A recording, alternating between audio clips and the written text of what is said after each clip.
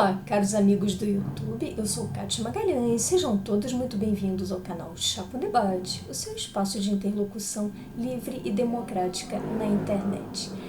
A pandemia da Covid, que ainda nos exige um elevado grau de isolamento, reacendeu entre nós a discussão em torno do homeschooling ou ensino domiciliar. Essa é uma modalidade na qual certos pais decidem retirar seus filhos do sistema escolar credenciado para proverem eles mesmos a instrução primária e secundária às crianças.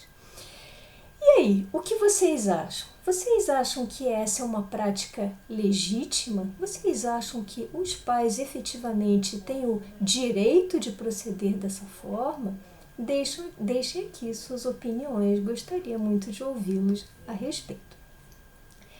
Sob um ponto de vista estritamente jurídico, a nossa Constituição Federal, de viés bem dirigista e intervencionista e que adora tratar de todas as matérias envolvendo a nossa vida privada, de A a Z, obviamente não deixaria de falar da educação. E aí dedica 10 artigos lá no seu trecho final apenas ao tema da educação. Tudo isso, claro, para formar gerações e gerações de brasileiros muito bem preparados, com elevados níveis de aprovação no PISA e alto grau de capacitação profissional. Lá no seu artigo 205, dispõe a nossa Constituição que a educação é direito de todos e dever do Estado e da família. Partindo de uma leitura muito liberal desse dispositivo, seria possível, sim, enxergar a perfeita legitimidade do homeschooling, porque, observem, o artigo 205 coloca duas entidades bem distintas como fonte de fornecimento de educação às crianças: o Estado, ou seja, a rede de escolas credenciadas, sejam elas públicas ou privadas, e do outro lado a família, no caso, geralmente, os pais. E aí, a quem caberia essa escolha? A escolha da fonte educacional, a escolha de quem vai educar seus próprios filhos. Será que os pais, desde que tenham condições para tanto, será que os pais dispõem dessa legitimidade, desse direito de escolha? Acredito que o artigo 205 deixe margem a uma interpretação afirmativa. Só que até o final de 2018, essa questão do homeschooling era bastante tormentosa e bastante polêmica. Tínhamos um verdadeiro limbo e os pais que decidissem atuar nesse sentido permaneciam extremamente expostos, inclusive a eventuais sanções do Estado. E foi exatamente em busca de uma legitimidade para essa conduta que uma determinada família do Rio Grande do Sul ingressou em juízo para obter a declaração de legitimidade do homeschooling. E em grau de recurso, anos depois, essa questão foi parar no Supremo Tribunal Federal. E aí, o tribunal teve que bater o martelo em torno do homeschooling.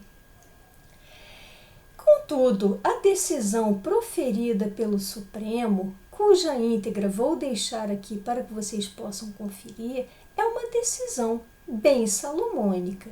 De um lado, entende que o homeschooling não afronta a nossa Constituição, pelo contrário, se compatibiliza até com a Constituição, mas também dispõe que o homeschooling, para ser uma prática válida, necessita de regulamentação por parte do Congresso Nacional.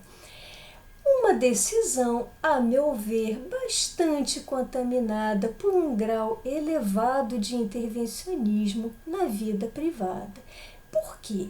Porque o Supremo, para fundamentar essa decisão, em primeiro lugar, invoca o artigo 205 da Constituição, que acabamos de comentar, e que eu entendo que dê lugar, que confira plena legitimidade ao homeschooling, mas o Supremo não o entendeu de forma irrestrita.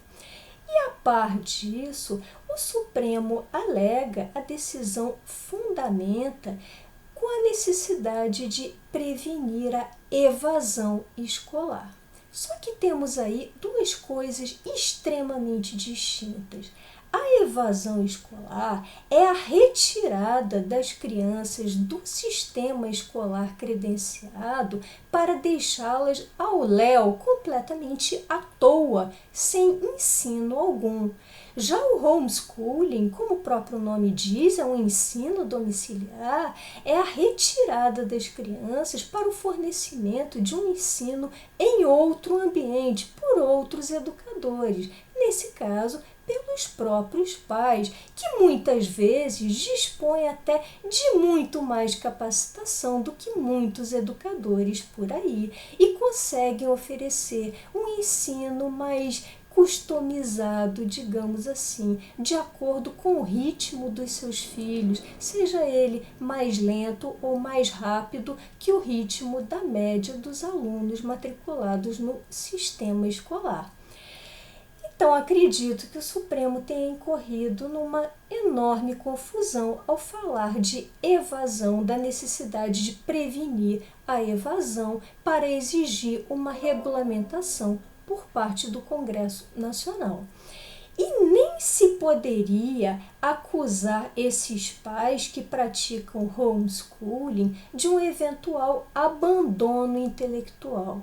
O que é o abandono intelectual? É um crime tipificado no nosso Código Penal como sendo a prática de privar uma determinada criança de instrução primária.